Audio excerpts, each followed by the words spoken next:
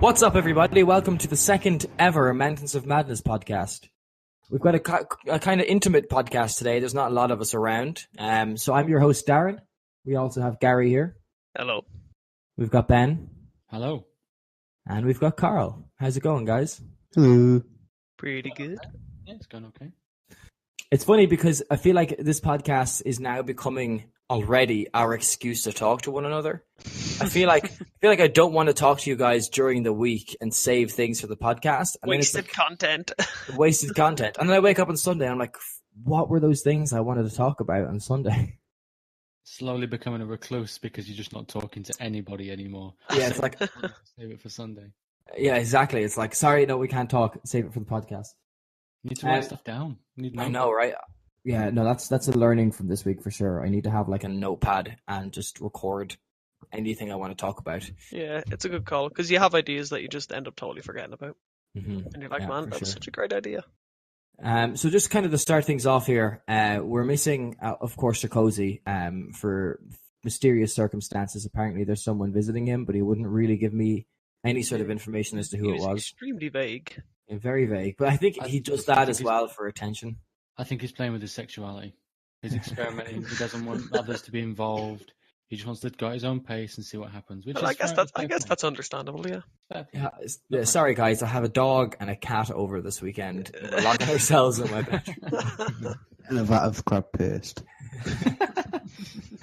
We're also missing Cathal today, who's helping his Brazilian friend in a weightlifting competition. As I was just telling the guys before we started recording, he's been shaving this guy's head and tanning him. I assume he's also done a bit of oiling today before the show. You'd hope so. What is that about? He's also playing the role of extra weight. You know, like if they've accidentally run out of weights because his mate's really strong. Do they actually lift weights at those things? I don't think they do. I think they just like pose and stuff, right? So his friend isn't in like the body mass like group. He's like, it's his category is like the most shredded, I guess. Oh, okay. So it's like lean. He doesn't look big. And I was looking at him, I was like, this guy's got smaller arms than me. It's just that he's like that weird body mass index fat content where he just looks like he's made of six packs. Yeah. All over. All over. Six pack on my ass. And he's like shaved and stuff, so his head's like super small looking, so he just looks like he's really thick thighs and big chest, and his arms and head look really small by proportion. And it's a strange thing to me. Why do they call it a weightlifting competition if no one's lifting any fucking weights? Maybe it's not. Maybe I'm saying weightlifting. It could be just like bodybuilding. I think it's probably bodybuilding. Maybe it's like lifted weights competition. Yeah. That would make more sense. Yeah. No, it would. Body sculpting competition. I don't know. Anyway, he's telling me that like this guy works with him and he like goes to the gym every morning, and then like before the competition, like certain like periods of time before the competition, he'll stop eating types of food. So it's like, oh, it's 3 weeks before the competition, time to stop eating carbs. Oh, it's 1 week before the competition, time to stop eating and drink only water or something. I don't know. You know, like apparently he's like super dedicated and he's the champion from the last year. And this is just like his entire life is just cycles of bodybuilding competitions. Yeah, it's mental. Like I've seen like a documentary. I don't know, just some random ass thing I watched, and it was like, you know, the kind of adventures of a bodybuilder, like who goes to all these like crazy competitions and shit, and like they like massively like dehydrate themselves so their like skin is thinner, I think, so you can like see their muscles better. So they don't drink. They don't drink water for like 2 days. They just drink like white wine because or like dry white wine, which I thought was kind of stupid because I was like, well, that's the taste of it, right? It tastes dry, but apparently they can drink that a little bit. But yeah, they're just like straight like dehydrated as fuck. That's why it's so hard. That must be horrible, especially if you just go on stage with bright lights and then you just start tensing for a few hours at a time. I couldn't imagine anything worse. What a shit existence. Yeah. Well, some people enjoy that, don't they? They enjoy the discipline, the routine, and then I don't know whether he takes pride in himself. I've never met the guy, but it's nice to take care of yourself. But then there's the extremes. Yeah. I'm not going to eat this because I need to look like this in 3 weeks. It's an enthusiast level of like, I don't know, investment into, you know, taking care of yourself. It's like it kind of goes past that, I guess. Yeah, it's almost obsession. Yeah, it is almost obsession. I never understand it. I mean, all credit to the people who have that kind of discipline, but I never understand it when they just get tan, get naked, and start flexing on stage, and then there's a big crowd whooping and clapping, going "Woo, yeah, man, look at his muscles. Alien. I don't get it. I remember when the women do it, and they've got like the weird pose on the hands, like flicking the fingers like witches. Well, I was watching. It might have been the Arnold Schwarzenegger one, Iron something, pumping iron or something, and there was a guy who's apparently the bodybuilding champion at the moment, or he was a few years ago when this was happening, and he was genetically superior to all the other bodybuilders, so he already had an advantage. Because there was this argument over genetics and talent, whether you could, and then there was science introduced, whether you could be the best through analytics and all this sort of stuff. Yeah, this guy who was genetically superior said he barely had to try. Like he just naturally built muscle and burnt fat. All he had to do was encourage so it. he just kind of had a regular gym routine or whatever. Yeah, he had a meal plan, he had a gym routine, and that was his life. And he got sponsored, he earned loads of money, he lived in a massive. But the thing they do is they learn certain poses. So the judges, I assume, would call out a pose, and then they'll all do them, and then they'll do their own little freestyle routine. Oh, he's doing the double bicep underarm flex. He's doing the ass clench. But then I love this one. What they do is they tense from the floor up. So they consciously think about, okay, I'm tensing my feet, I guess if they've built muscle on their feet, I don't know. My feet, my calves, my quads, my ass, my stomach, my back, my shoulder, my arms, and they just slowly tick them off as they go up. So if you ever watch one, or if you ever see one in the future, just watch them as they tense from the ground up. They might do it in a couple of seconds, but it's like a ripple effect. It's like, like as it goes up, shreds, like some Pokemon evolving on stage with a tan. I remember going to the physiotherapist for my back a few years ago, and he was teaching me like a way of tensing my back muscles to ultimately provide some sort of relief for them. And he did the same kind of thing where he was like, imagine you're tensing your lower back, and then just kind of think of different parts of your back working your way up and focus on flexing those parts of your back. And what it does is it just, releases pressure on those particular vertebrae as you work your way up until you're at the very base of your skull. And even tensing your neck from the bottom of your neck to the top of your neck, it's like apparently it's a thing that you can just do if you focus on tensing those muscle groups. I don't know. Who else was just weird. Imagining tensing bits of their body just then? I know, I was doing it as I was talking. You could probably hear it in my voice as well. It is because I go to the gym not quite regularly, but probably more than some. Just enough so you don't feel bad about yourself. Yeah, it's just I like discipline and routine, and that's one thing that encourages me. But I do a load of reading. I got a great deal on a subscription to Men's Health years ago. They're not sponsoring us, so keep the advertising. Yeah, there are other naked men magazines out there for people who want to look at that. If you want to ask Logue. Yeah, Logue. I'm sure we'll ask Logue to put some in the comments later. We'll ask for his top 50 if he can narrow it down that far. It'll probably be tough for him. Yeah, but there's this thing. There is this thing that goes around about making a mind and muscle connection, about thinking about, especially when you're doing certain exercises, about thinking consciously about your arms or your back or your chest or whatever. And it does, to a degree, it does help. Having that thought process and pushing it consciously can help. So I imagine when you're trying to ease pain or you're trying to relieve something or do some routines, I imagine it did help. Like I'm one of these people that will go to the gym in cycles, right? So I'll get into a cycle where I'm going 3 or 4 times a week and I'll feel really good and I'll start to eat healthier and I'll diet and I'll exercise and I'll get up in the morning and I'll do a cardio and I'm like, yeah, I'm active and I'm feeling great. And then all it takes is like one night out or one big event or one trip abroad for it just to all crumble down around me. And I'm like, well, now I'm super unfit again and I have to start this whole process again.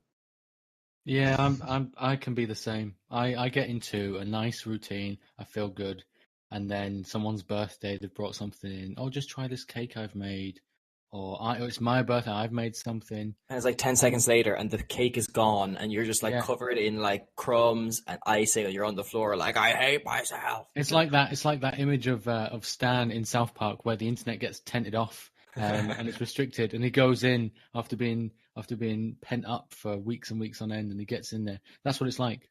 So I go to the gym for 4 weeks and I'm solid and I've eaten well. Then I get into the dessert aisle and it's like Stan Marsh. It all Yeah. goes downhill. There's I just don't know. icy. Personally, I've never liked the gym. I mean, I used to do like quite a lot of martial arts when I was younger, and obviously that would require me to like do like fitness stuff. But I just hated the gym. I don't know why. I know a lot of people find it kind of therapeutic or whatever. You can get like work out some stress, but just always found it just really boring. I don't know why. The gym is fine. I find the biggest thing that puts me off, because I can see my gym from where I'm sitting now. That's how close it is to my house, and I still find an excuse that I can do things at home instead.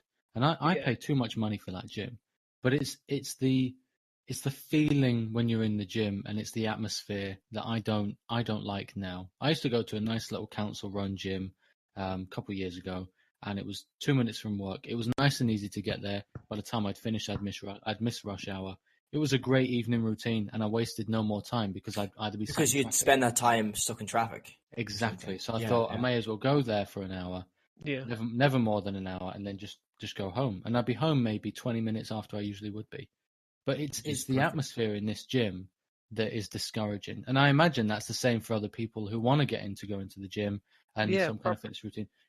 It can be off-putting. I'm not in bad shape, and it's not about the visual or the confidence or anything like that. It's just the atmosphere in the gym. I don't think I can put a pin on it as to what it is, but Just something about it. yeah, I can make an excuse not to go because I can do it at home, and I will. I'll do it at home despite paying what I pay to go to that gym. Mm. I imagine it's a big wall for some people to get past.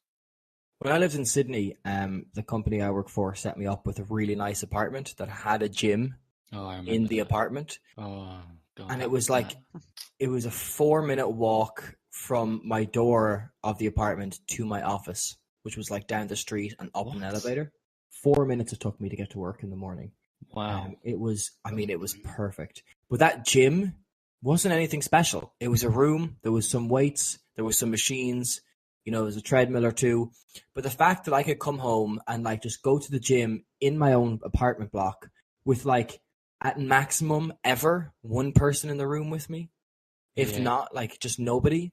And it's not like I'm in terrible shape either, and I'm just like, oh, don't look at me, I'm in the gym and I feel so self-conscious. It's just all these fucking meatheads that are there, and they're like twice the size of me, and they're like, I'm just gonna sit at this like bench for an hour and a half and just pump iron. And you're like, well, that's fair enough, but like it's just off-putting, that whole like so elitist intense attitude. as well. Yeah, it's just like, Yeah. bro, Like like some of them it'll just be like chill. grunting and like throwing stuff all over the place. Or I don't know. One of the gyms I went to, it was kind of a council-run gym, but it was a slightly bigger one, so it wasn't really nice. It was the one in Ballymun, like close to my apartment. But Yeah, the Ben Dunn one. yeah. I've done that one as well at one point. And it wasn't anything great. It was just a little bit kind of shitty. And I see the CrossFit kind of typical thing you would see as a description of CrossFit, people doing all this ridiculous stuff like throwing medicine balls at each other from like the other side of halls, and then like doing a front flip, and then doing reps of that or something ridiculous. Yeah. You'd see like you said, all these like crazy big dudes. Fair enough, they've had the discipline to get into this like level of fitness, and it's taken them a lot of time and commitment, but like holy shit, it's like you are just being so disruptive. Just like jumping around from like 3 different sets of pull-up bars, like grunting and like screaming, like flinging sweat everywhere. It's like throwing Jesus weights on the Christ, ground and yeah. everyone's shaking and yeah. And it's like, I need to use all the weights to stack them up so I can jump on top of them. You're like, good Lord, what are you doing? Do you guys go to the gym by yourselves? Yeah, I could not have a gym partner personally. Yeah, any time I have gone, I've gone on my own. So the thing that made a difference for me, staying regular, is going with somebody, even somebody that had a disinterest, or somebody that was really intense. That was a big plus for me, because then you two were in your own little world. I can happily go to the gym with headphones in and shut everything off, but you still just start wandering around with your eyes looking and observing and getting distracted. I'd like to just go in blinkered, but it's good when there's 2 of you and you're in your own little world. You're not looking around. You don't care what other people are doing. You just move to where you're moving to. I guess this, you kind of just have like, I don't know, like you said, it's a strange atmosphere. It kind of feels like you have some backup or whatever. You've got you've just have somebody with you, and it kind of, like you said, you kind of just have your own little, you've got your own like little familiar kind of atmosphere inside this weird kind of thing that's going on. What you said earlier was, exactly. I mean, I used to go to the gym with Carl at our little council-run gym, and it was great. We both went all the time, and Carl would just take the piss out of everybody, and we come up with this. God, I remember this. We came up with this thing that the personal trainers do across the world. They all do this, and you'll notice it now when you're in your own gyms. This is for anybody listening as well. They have this thing called the Gold Plan, and then in certain scenarios, they have this thing called the Platinum Plan. And personal trainers, when they have the new starters come in, they'll know exactly who they're giving the Gold Plan to, or who they're giving the Platinum Plan to. So we'll be sat around in the gym. Me and Carl will be there. We'll be doing whatever we're doing, and all of a sudden we see this woman. She's a very attractive woman, definitely a 9 or 10 out of 10, very high on the scale. But she's with a personal trainer or just somebody who works at the gym, and it's always legs day. It's always chest day. There's squats galore. There's glute kickbacks. There's reverse flies. There's everything accentuating this woman's body. Now, I'm not one to objectify women in any nature, but it became really obvious that this is what they were doing, and we would see it every week. The new starters. I feel like it would take a lot for it to become really obvious that that's what they were doing. It must be like super ridiculous. But it's like every woman you look at, you're like, she's attractive and she's squatting, and then everyone who's not attractive, it's like they're not doing squats. Yeah, maybe. Yeah, I guess. Yeah, squats are good for you. But no, we just noticed that the personal trainers will give them a particular program while they were in the gym, and they would walk around with them. They would go around, okay, this is this machine. You don't need to use that today. This is the squat rack. That's bizarre. This is the whatever leg machine. I don't know what it's called, where they're butterflying the legs, which is absolutely useless, by the way. I don't even know what it's called. But most of those machines are pretty useless, though, to be fair. They are. They're good for a superset after a compound exercise. I'm not a personal trainer of any sort, but they are pure isolation. So if you've done a compound and then you want to emphasize something after that compound exercise, go on a machine, do an isolation workout, because it's one muscle attack in most cases, which is a waste of your time. It's targeting something extremely specific. Exactly. Whereas and if you didn't work out the area around that, it just doesn't make a difference. Exactly, yeah. I had problems with one of my knees for a while after doing leg extensions, which is where you lift your legs up with the restrictor on your shins, because it forces your legs into a position where your toes are coming in a little bit, because normally no one's feet are perfectly parallel to one another when they're walking, standing, sitting, whatever. So it forces your kneecaps into an unnatural position, and it started to give my knee some problems. So I stopped using that a long time ago. Yeah, it's not surprising because you kind of have to jerk your legs straight in those as well, right? To complete the, I don't know, whatever you call it, the rep. That's the kind of the high point of it. Like, you'd imagine that's pretty bad to like have all the like top of your leg tensed while your knee is like fully extended. Yeah, I mean, one at a time's not too bad because you'll have a natural position. Yeah, but I just mean like over time, you'd imagine. Yeah, two of them together, you're forcing them into this square position, which is just unnatural. Can I just comment as well on can I just give you a compliment on your gym jargon there, Gary? With sound like a pro. Yeah, with the rep. What are you talking about? Yeah, boy. So just kind of keeping on this fit train that we seem to be on at the moment. I actually started this new thing. Personally, it's like a fit food kind of thing where basically you spend a certain amount of money a week and they provide you with your lunches and your dinners for like the entire week. Where's this? It's just a subscription service in Ireland. Like, I'm sure they have it in England as well. Food? It's called Fit Food, yeah. But like, I'm sure there's an equivalent in England. Yeah. Where basically you give your height, you give your weight, and you give them like how many days a week you exercise, and then whether or not you want to gain or lose weight. And they just like pre-package and freeze your dinners for the week, and apparently it works well. It sounds like they calculate your macros on your behalf. Yeah. and then they send you the meal to fit those macros, and Yeah. that's all you eat. Yeah. That's a really good idea. Because I am fucking lazy and I will not cook. I will come home from work and I'm like, I want to eat healthier. I want to be more active. I want to be a better me. But also, frozen pizza is just so much easier. Or a takeaway is so much easier. Yep. So I've been trying this out. It's like my first week of doing it, but when I moved to America for 3 months, and I'm not saying I got fat, but I definitely gained mass. I bulked up a little bit. Food over there is a lot fattier than it is over here. It is, but it's not even that. It's the portions are so much bigger, man. Yeah, and I would just eat meals, and I would eat one meal a day, and I wouldn't even get a large amount of takeaways or anything. But I definitely got bigger. So now I'm just trying to maybe trim down a little bit, and I actually like being bigger. I feel like my shoulders are broader. Like I've got more mass in me. I'm stronger, and if I can just kind of trim off that excess layer of fat, if you want to call it fat, whatever. It'll be fat, Darren. Just accept it. Yeah. No, I it's hard to say it out loud, Ben, but I have accepted it. It's the first step. Yeah, see? Coming from a professional like Carl. What's that supposed to mean? I don't know. Well, actually, funny you should say that, because I am currently in fact, tomorrow I'll be starting week 8 of this 9-week program I've been doing. Been tweeting about it a little bit as well, just on and off. Called Primal 9. I was really pissed off when it first came out, because back to the Men's Health subscription, there are other men's magazines, but back to them, they began. We are not sponsored by Men's Health, but if you want to hit us up, I guess. Or Fit Food. If I pay for my subscriptions now. If you guys want to just give me that for free, and I'll plug you, that's fine. I guess that's how this works. So I'm not going to 3 of our subscribers. Yeah, which is just us 3, and Gary's refusing to do it. I'm holding out. Yeah, holding out for more interesting content. Provide, Gary, provide.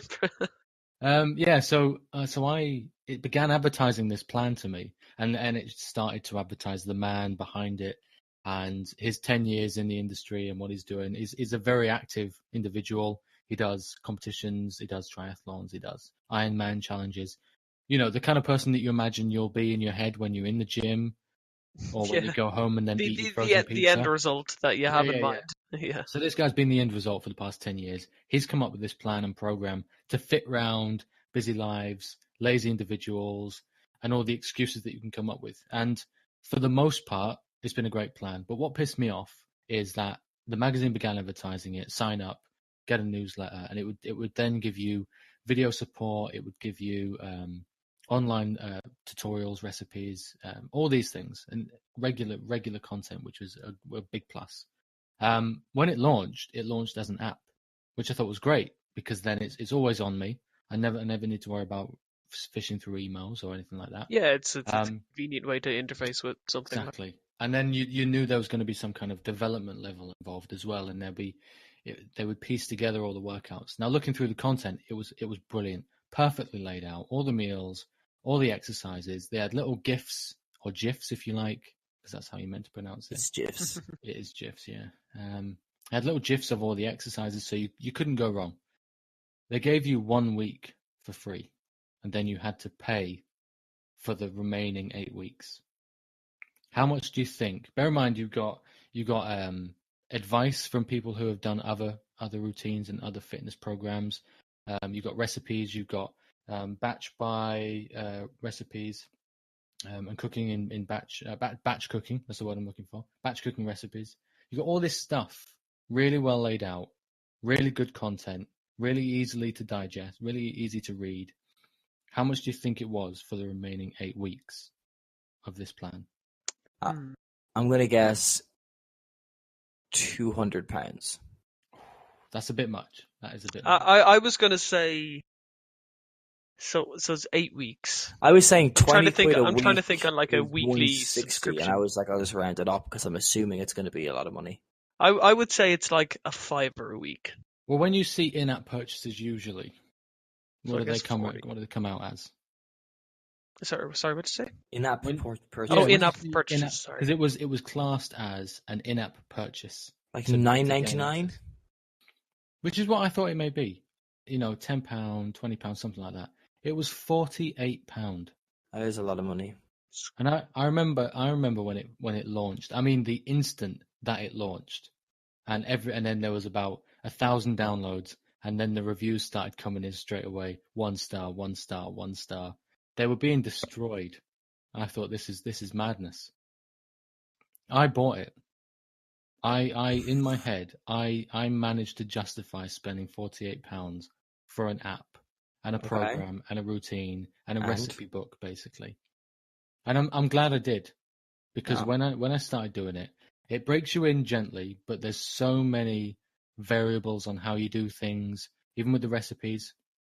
They lay it out in the most simplest of terms that you can't go wrong with it, and it's approachable from any and all individuals. So you're just paying for how comprehensive it is, I guess. There's clearly like a lot of like development put into it or whatever to have. I wish I was just options like that. I wish I was just rich enough that I could just have a dude, and he just talks to me every day, and he's like, "Eat this today," and I'm like, "Cool," and he's like, "Do these exercises today," and I'm like, "Cool." And that's all I have to do. To have someone come to my house and give me the food I need to. Yeah. Okay. Well. Yeah. Exercise with me. And exercise for me. I'll just lie limp, and you can just do the exercises with my limp body. Connect your electrical machine. Make me beautiful. Carl, tell us about your gym experiences. Sorry, Ben. Sorry, I didn't mean to cut you off. No, that's fine. I was just gonna say, even spending £48, it was worth it. I gave it positive reviews, and then the trajectory of the reviews began to change. And people were messaging me, asking me for my genuine opinion and all sorts of stuff. And you're buying your way out of that lazy. You're buying the perfect excuse. You can still be lazy on this plan. And all you got to do is read one like a 1-page article, not even 500 words, of what to do next. And it's easy. I'll be doing it again in the next 9 weeks. I'm probably going to change it up to be an 18-week or a 12-week plan next time. But yeah, it's one to look out for, I think. Sorry, so Carl, your gym experiences.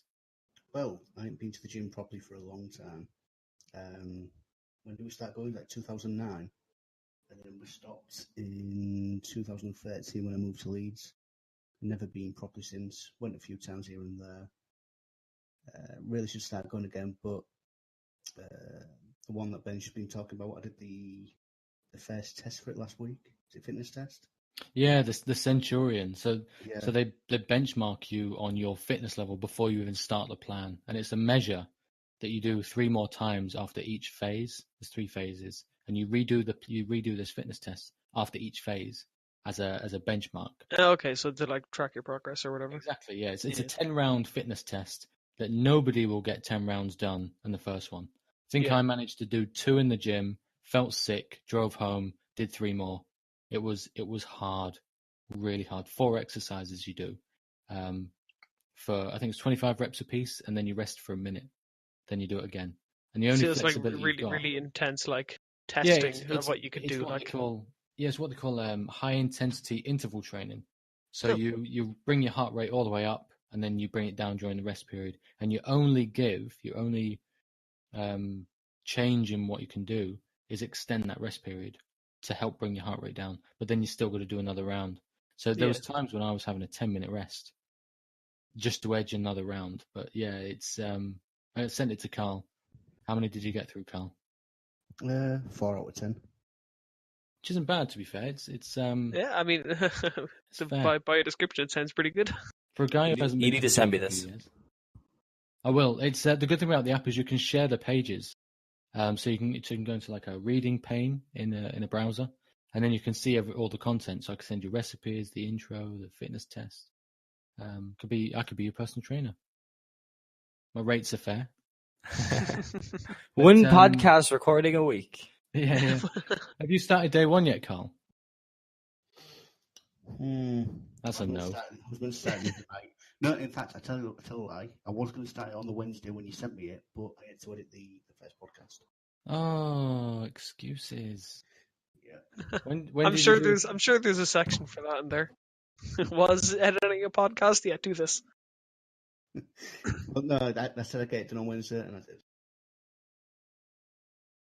But how easy was it, Carl, to follow? Oh, it's fucking simple. It's piece of piss. But how intense was it? Yeah, but it was quite thingy, quite hard.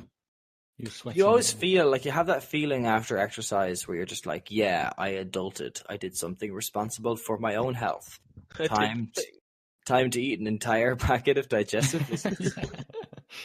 I would have eaten anyway, but now I've earned it. I've negated the first 2 biscuits I ate.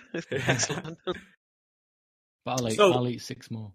I think we've exhausted the topic of gyms. I just want to close with a comment from myself.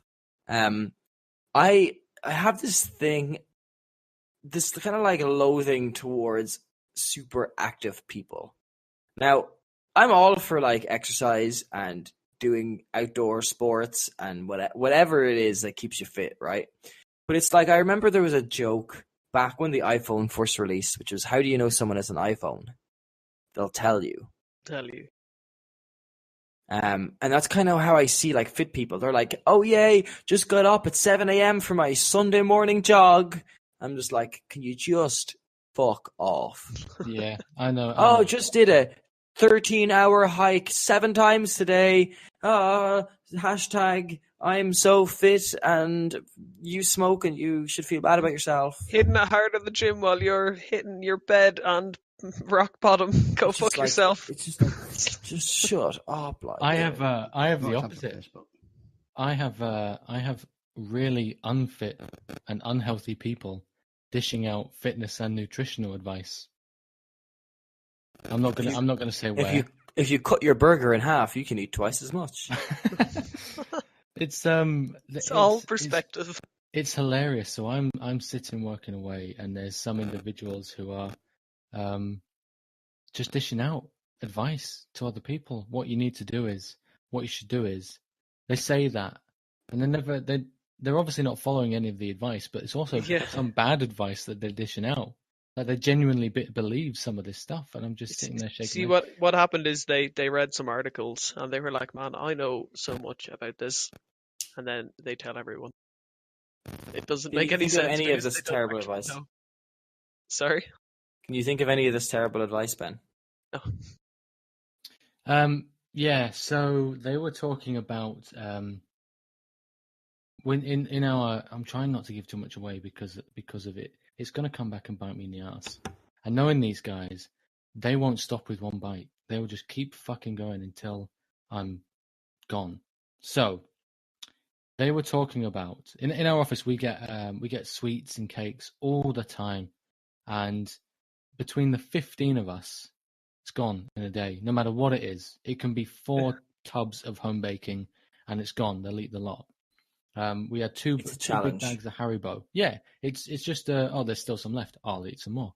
Yeah, I'd imagine the last one sits there for the longest time out of any of them. Yeah, until someone gets up and says, "Anyone want the last one?" Yeah, exactly. That brave person. So there was 2 big bags of Haribo, and at the end of the day, not even at the end of the day, I think it was by 2:00, these 2 bags, 1 kilogram of Haribo, of which 70% of it is just sugar, had been gone. So amongst the 14, because I didn't have one, I'm a good boy, and between the 14 of these, they'd consumed 700 grams of sugar. And one of them came back and sat back down and said, I think I've had way too much Haribo today.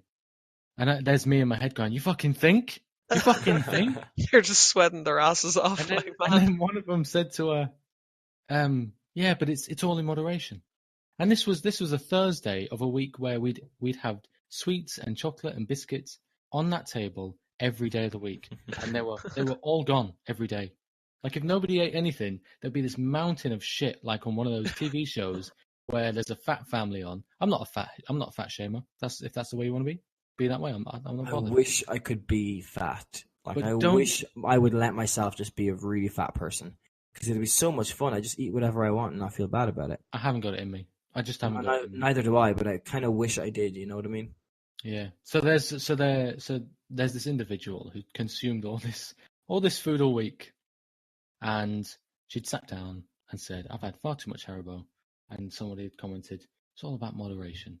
As he sat there, also out of shape, with his diet food for lunch, which is just some breakfast biscuits, which is the biggest con in history. Don't get me started on those. Like Belvita and whatever it is. Yeah, it's just another fucking biscuit. Nature Just Valley. It's a biscuit. Just a biscuit. If you want to eat biscuits for breakfast, get some fucking bourbons or some hobnobs, right? They don't sponsor this show either, but they're tastier biscuits. and then he's got a little tub of fruit and a little tub of whatever else that's Well, just the fruit is sugar. fine. Well, see, I have this argument a few times. Not an argument. It's more a point. Your body will consume more nutrients. In fact, almost double, give or take, depending on the individual. Double the nutrients if you had a piece of fruit that contained vitamin C and a piece of vegetable that contained vitamin C. You'd consume more, probably about 60 or 70% vitamin C from the vegetable than you would the sugar, because of how. Than you would the fruit.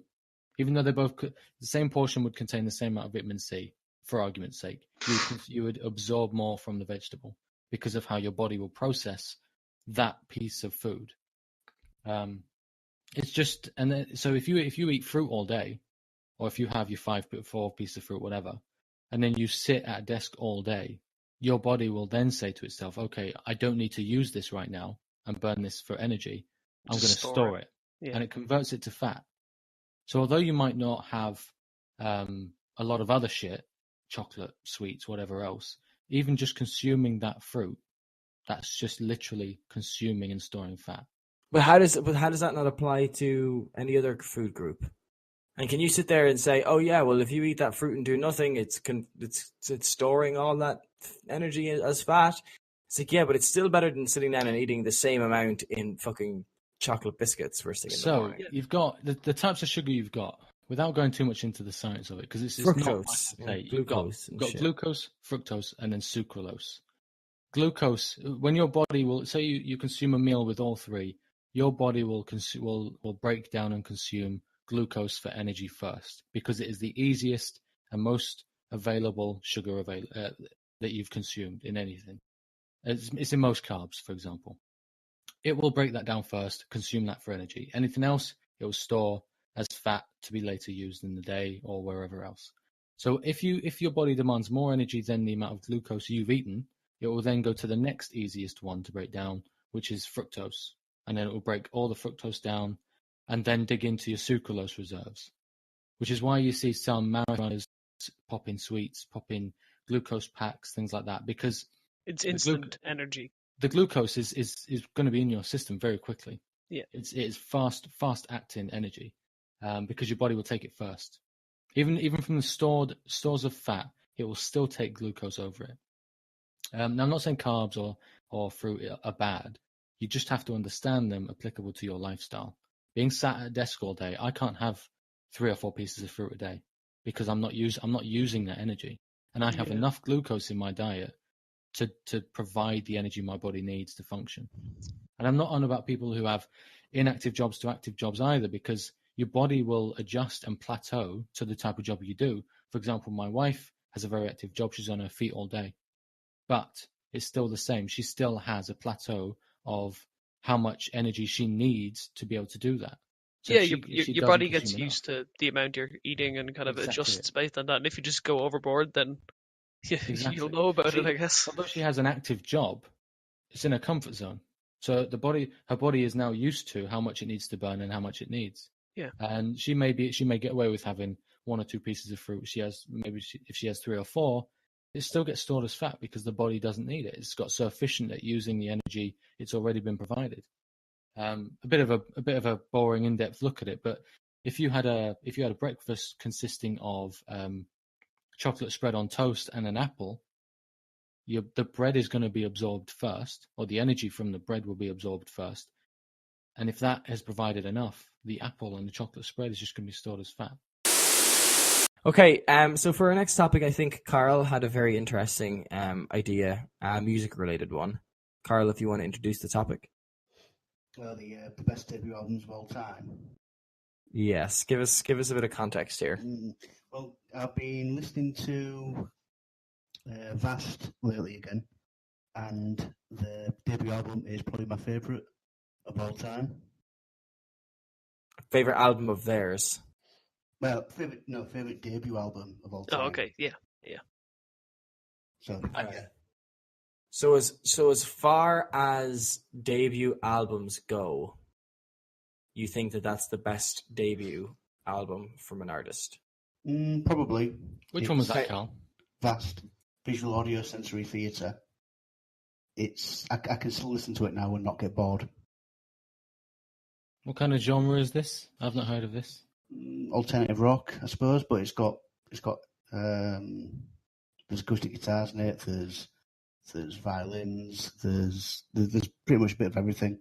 Could you give me a comparison to something else, or for anyone who hasn't listened to it? I have not listened to it. No, it is completely unique. See, that's a bold statement to say, especially in this day and age of music. Well, no, this came out in '98, so it's not like it's a recent thing. That was the start of the decline, the great decline in music.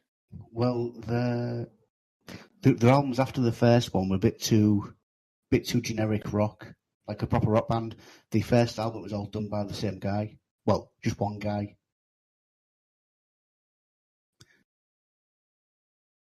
Who's that? John Crosby. Sometimes likes to be called Jim Crosby. What have they done since? A few albums, but nothing quite like to the same as the debut. Yeah, I was having a think about it, the topic as well when you brought it up, and I was kind of, like a lot of the music that I listen to right now, I would kind of have gotten into them after, like, way after they had released debuts and stuff, so I would consider that their old stuff as opposed to, stuff that I would have listened to kind of and regarded before I heard all the other stuff.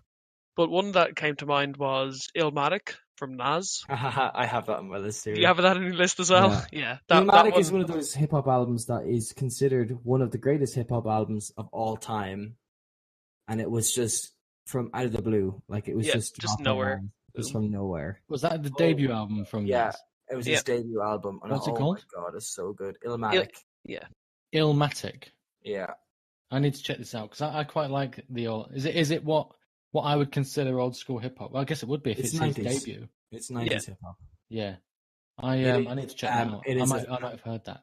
It's a sensational album. You've definitely heard some of the tracks. Yeah, I'm actually pulling up the track listing now because I feel like I won't do it justice if I'm just like, and it's got New York State of Mind this song. I'm sure you'll give us a demonstration, Darren. Give us a sing song. Oh God, no! It's got Halftime on it, which is probably my personal favorite of his. Halftime. Let me just pull up the track list. It's got Life's a Bitch. Life's a bitch until you die. That's why we get high, because you never know when you're gonna go. It's got New York State of Mind. It's got The World Is Yours. Halftime. Oh, it's just so good. I think I know Halftime. So I do good. think I know that. Halftime, like the actual just the bars in Halftime are phenomenal. That album is a stunning debut. It's probably his best album. I would definitely agree that I do like it was written his second album, but Illmatic is just it's the one that if I want to listen to Nas, any of the songs that immediately come to mind are from that album. I don't know. I feel like his second one has If I Rule the World with Lauryn Hill. Yeah, sorry, that is true. Actually, amazing. Yeah, I was like, I was literally just about to say, on it as well. barring If I Rule the World, because that would be another one. I do know that one. Yeah, no, it's so good. It's classic. Yeah, it's funny that you say that because I actually made a list of great debuts, and I've kind of split it. It's like half hip hop and half like rock heavy metal, because that's kind of like the two genres that I really love. No, Carl, I feel like you have a few more first before I just totally take this over. I'd probably say Dummy by Portishead. I like that album. Oh, it's a good album. You introduced me to that actually, Carl.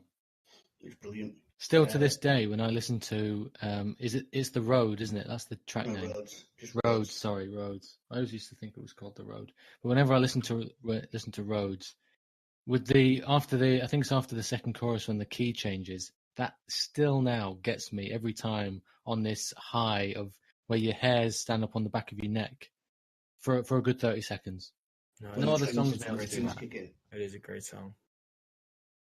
It's probably one of my favourite songs of all time, that Roads. I need to listen to it again. We've also got Joy Division, Unknown Pleasures. Another good one. Joy Division are one of those bands where I'm like, I recognize that they're a great band, but I've never actually sat down to listen to any of their albums. Ever. I think Yeah, I'm the same. I'm similar as well. I think, I don't know, I've definitely listened to like a good bit of Joy Division, but you I know, bet you all wear the fucking t-shirts though, don't you? no, I will never ever wear a t-shirt from a band that I don't know a lot about. I think that is disgusting when someone's like wearing a Nirvana t-shirt and they don't know who Kurt Cobain is or something. Like that just drives me fucking crazy. So, but it's when they start selling them in like the kind of, well, not the mainstream shops, like the pennies over here, the Primark over there. I bought a Slayer shirt and a Nas shirt in H&M. What? Yeah. Yeah, I bought a Slayer shirt in H&M. That's ridiculous. I saw someone at work wearing a Wham t-shirt a little further back, but it doesn't say choose life. It says choose love on it. So they've even changed the little slogan of the bands. It was very evidently a Wham t-shirt, but they changed the wording. So I wouldn't be surprised if they're starting to do that now with certain t-shirts and certain bands. Nirvana with some other image on it. There's instead. one that I'm thinking of that has been around for ages, the Ramones. Yeah, Misfits as well. Yeah, Misfits and Ramones are used everywhere. Or Nirvana with the smiley face. Or even Metallica. Like, there's a lot of Metallica t-shirts out there. And you're just like, can you name 2 Metallica songs? I can name one. One. Nah. I could be so long to get that, yeah. Speaking of Metallica, they're on my list, actually, for best debut albums. Discuss. Kill 'Em All. Kill 'Em All, yeah. It's a fantastic debut. Yeah. I'm by far the biggest Metallica fan, especially nowadays. I didn't even actually listen to their most recent release all the way through. But as far as debuts go, Kill 'Em All, it's undeniably a fantastic album. Songs like Hit the Lights, that's on it, right? It's the first track, I think. Yeah. Hit the Lights, The Four Horsemen, Motor, Jump in the Fire, Whiplash is fantastic as well. Seek and Destroy, obviously. And then obviously Seek and Destroy, which is still a mainstay in their set list. It's crazy. Seek and Destroy. It's just like the riffs. I can hear Carl's eye twitching and his vein popping right now. I fucking hate Metallica. But I know you hate Metallica. I know you do, and I understand why you do, because I hate Metallica. I do. But Kill 'Em All is a fantastic debut album. Yeah, I don't think is there literally any other album from Metallica I like? No, I think Ride the Lightning is very good, and I think Master of Puppets is very good. As soon as Cliff Burton passed away, I feel like it just literally nosedived. It was like the fuel in the airplane ran out, and it was kind of like it was up in the air for a while, just kind of like gliding, and then it plummets after Justice. But Kill 'Em All, not my favorite Metallica album, but an incredible debut. It sent shockwaves through the thrash metal scene in California at the time. Changed the face of the game. When was that? 1983. Wow. Yeah. They were from the Bay Area, as far as you know. They moved to the Bay Area, where a load of thrash metal was kind of being born at that stage. Metallica had a reputation of just showing up and being incredibly drunk at everything they did. But and then they had Mustaine as well for the start of Kill 'Em All, and then kicked him off before finishing it. Which is where he stole Mechanics from, which I actually think is better than the Four Horsemen. But yeah, that's on my list. Fantastic debut. Carl, come at me. I'm trying to think of any more.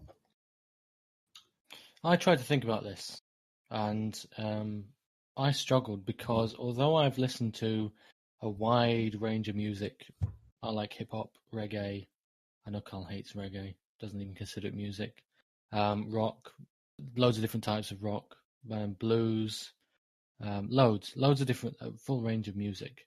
I hate pop music now, but I couldn't I struggle to remember songs and artists. When the song is on, I know it. But to try and reel off albums and even band members' names, maybe I'm just not that into it, and I think I am.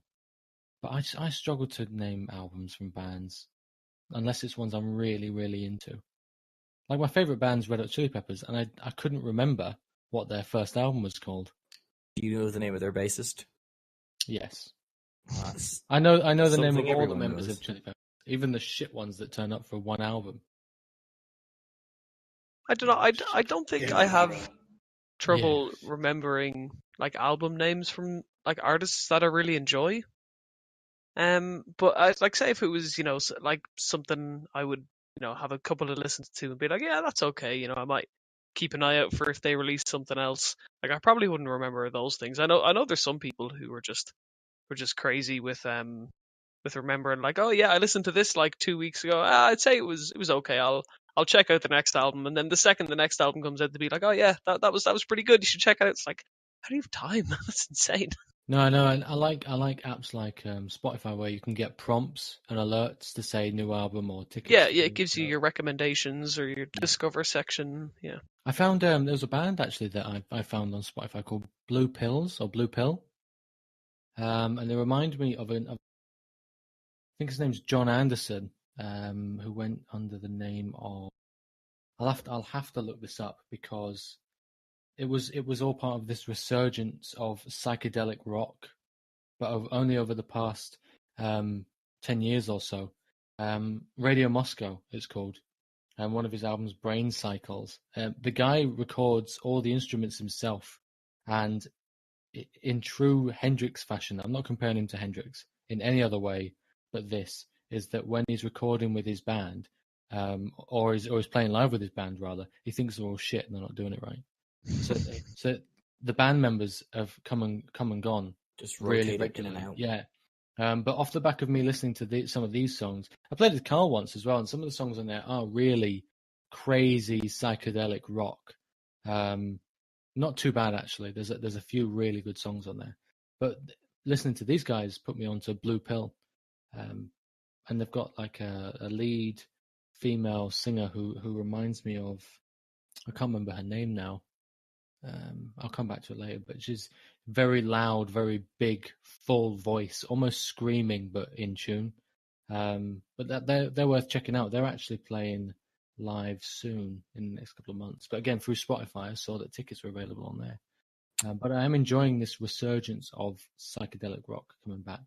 Not into the mainstream, but that is available. Speaking of more psychedelic and progressive works of music, I have on my list here for fantastic debuts King Crimson's first album. Has anyone listened to King Crimson? No. No, I can't say that. Their debut is, as far as I remember, is In the Hall of the Crimson King. Yeah, it's good. It's it's actually probably my favorite album by them. It's got 21st Century Schizoid Man, which okay. Kanye West very famously sampled. I feel bad. I know it through that. Damn. 21st Century Schizoid Man. Yeah. The album is absolutely fantastic though. I don't even think it's on Spotify. No, it's not. They don't have anything in Spotify. But in the Hall of at the Hall of the Crimson King, or in the Hall, or whatever it is a really, really good debut. Another great debut is the first Led Zeppelin album, I think. Yes, every track on there is really good. I was Every going to track say on that is actually. fantastic. Yeah. But they were no, the for super sure. band put together, weren't they? They were already established individuals. Yeah, it meant to be called the New Yardbirds originally, but couldn't call it that. Yeah. Yeah, I read a book about them once, but I've forgotten it all. But yeah, their first album with the actual Zeppelin on the album cover, like the black and white Zeppelin. Yeah. Yeah. Just Led Zeppelin 1. We're fucking about with the album names. Led Zeppelin. Led Zeppelin. It's a 3. Zeppelin. I mean, That's Good Times, lead, Bad but not Times, really. Babe, I'm Gonna Leave You, You Shook Me, Babe, Dazed I'm and gonna leave Confused. you. Your Love Time's that. Gonna Come, Black Mountainside, Communication Breakdown. It's always the same.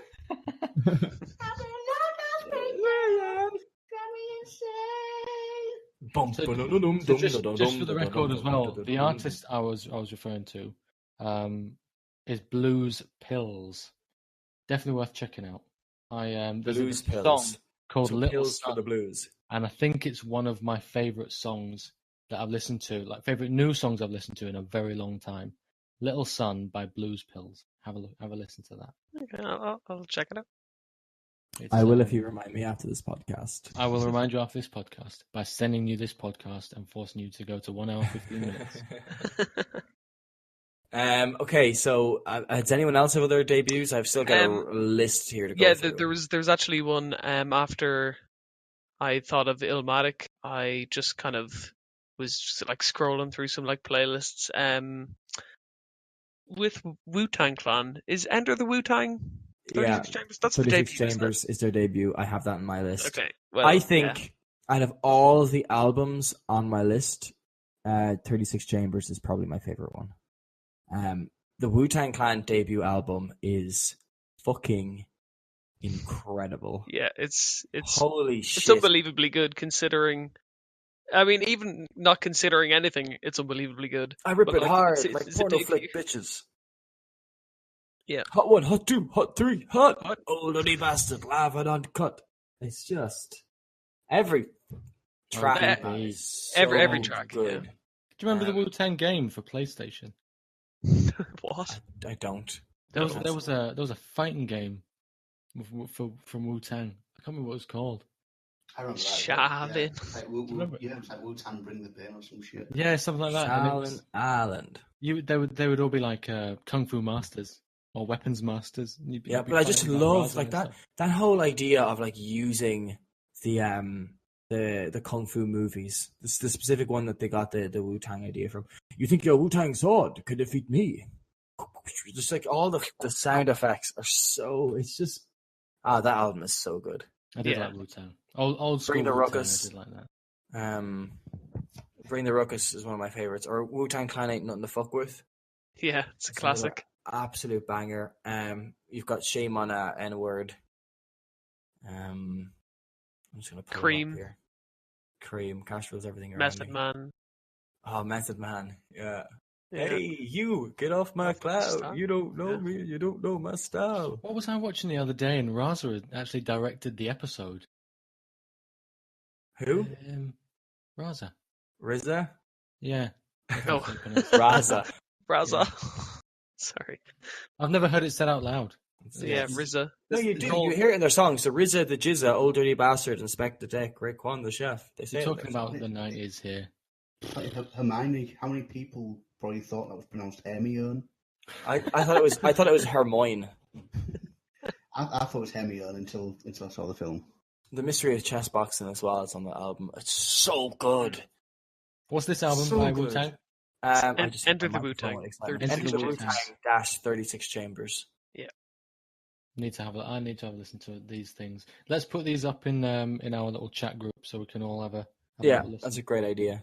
But as I was having to think about this, I realized after I was like, yeah, that's like enough, so that I can talk about it. I realized they were just all hip hop albums. Yeah. I just hadn't considered anything else for some reason. I was like, well, you've got Notorious B.I.G. Yeah, Ready to Die. Amazing debut. Jay-Z, Reasonable Doubt. Oh, That's Reasonable the name of his Doubt. debut? If one of you guys say Kanye West, I'm leaving this podcast. Okay, I actually do have Kanye West, College Dropout on this list because it is phenomenal. Actually, can I just say I did buy that album? Grow up! This Kanye West like hate train, it's just stupid. All aboard! It's just like let's all hate on Kanye West, a man who's very clearly got mental disabilities, who's created good music and has a big ego. It's like you don't think that every second fucking musician is like that. This guy just flaunts his dirty laundry. Yeah. He's the guy who's out in the open about how much of a dickhead he is. You think that fucking Mick Jagger isn't a fucking cunt? You think that Elvis Presley wasn't a fucking dick? Frank Sinatra was a fucking mobster. Yeah. Like They're cunts. This is what celebrityism is. You just turn into a terrible human being. Kanye's just like, here it is, guys. I'm not going to keep behind closed fucking doors. Like, this is me. I'm a dickhead. The man's got like mental issues. Yeah, it's extremely clear. Mental issues. But I mean, that's what I did buy that. He's a gay fish. Let's make fucking jokes about his dead fucking mother. South Park video game. like yeah, I mean, that's what people do when like celebrities do all the crazy shit they do. I know Kanye is kind of a special case because, like you said, he kind of airs his dirty laundry, and a lot of people don't like that. And I guess he just doesn't give a fuck about it. But say when it doesn't make his music bad. Oh yeah, no, for sure. Like I always try to view it as I'll listen to his album because it took me a while. It really did take me a while. I was on the side of really not liking Kanye. And it's good, but he's rapping his shit. That's okay. That's fair. He's not the greatest rapper. No, he's not. By no that's means.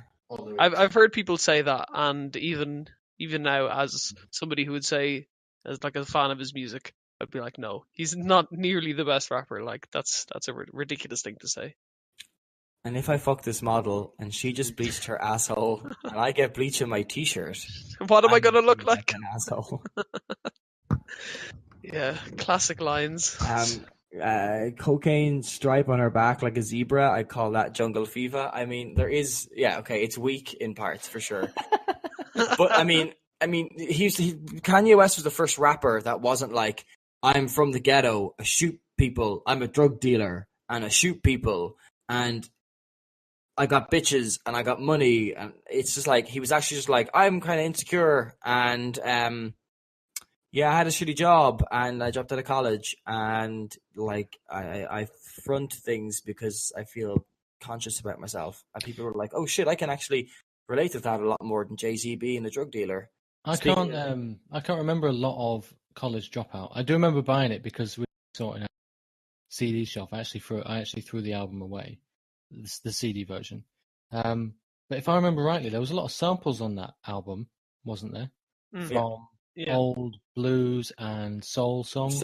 Yeah, that was the thing is what drew me to it. You can take soul and like pitch it up and make it sound like squeaky, but like make it work. It was. I mean, it's almost a mixtape.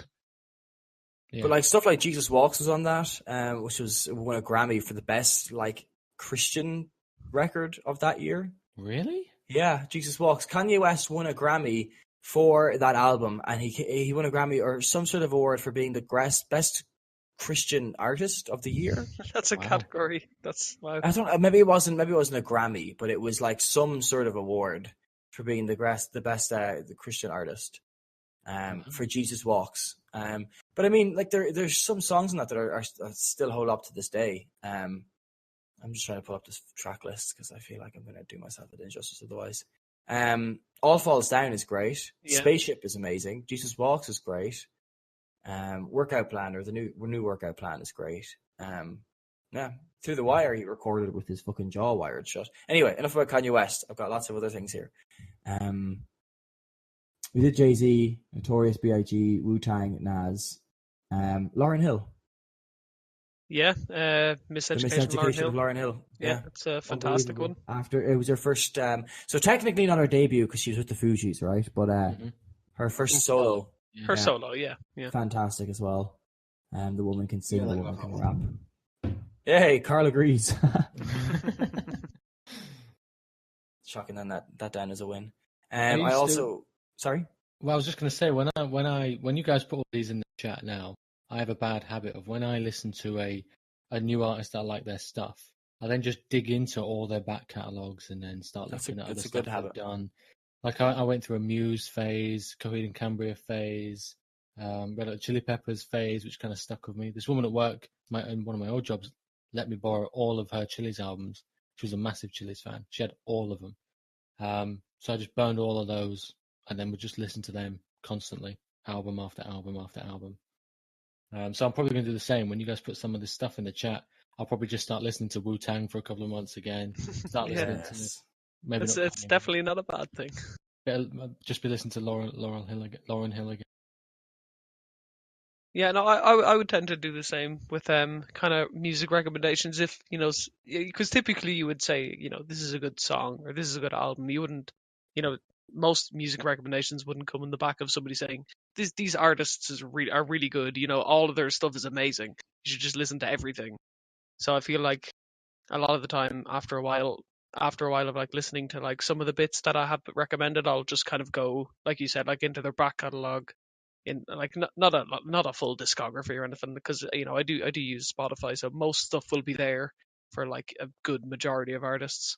So I like doing that as well. It kind of just gives you a better sense of their music, I guess, when you just listen to like most of the things they've released.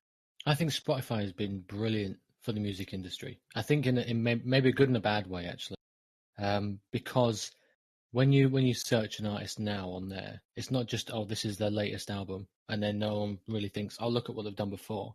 You see everything, Yeah, and then yeah, you start finding other stuff and older albums, and then other artists that they've either worked with or been connected to somehow, and then you move on, and you just travel from one artist to the next. Like when I listen to I can't really remember what they're called now. Rage Against the Machine. yeah. I listen to them. Killing and in the name of. I haven't listened to a bad track on their playlist. Like I listen Actually, to the radio. their of debut Rage album Against is the Machine. fantastic. What They're was just their debut? another level. It's got the monk on fire, right, in protest of Vietnam. Oh, of course, yeah. Doesn't it? That's their debut. Yeah. No, I just quickly looked it up there. So just to finish off the two rap debuts that I just had left on my list, the Eminem debut, I thought you were going to say that, actually. Slim Shady. Slim Yeah, Shady LP. yeah. That's Which also one a was good one. Marshall Mathers? That was the second one. Was it? Second. Yeah. Yeah. But the first one's got like, I never meant to give you mushrooms, girl. I never meant to bring you to my world. Yeah. And now you're God, I sitting remember in the that. corner crying. What year did that come out? My fault. Oh God. I went to John's Rave, Ron. Yeah, it was so good. Kenneth from Connecticut. Carl, you just destroyed your microphone there. Hey there, cock boy. I need to sample that. One melt in your mouth and none in your hand. I'll melt in your ass. That's what you call it. The guilty conscience you're doing. I can't remember what it's called. I just remember Kenneth. The one with Dr. Dre, where they're the conscience of the guy who then like murders his woman. Yeah. It's got like, hi, my name is. What? My name is. Very good. Slim Shady. Yeah, no, it's a great album.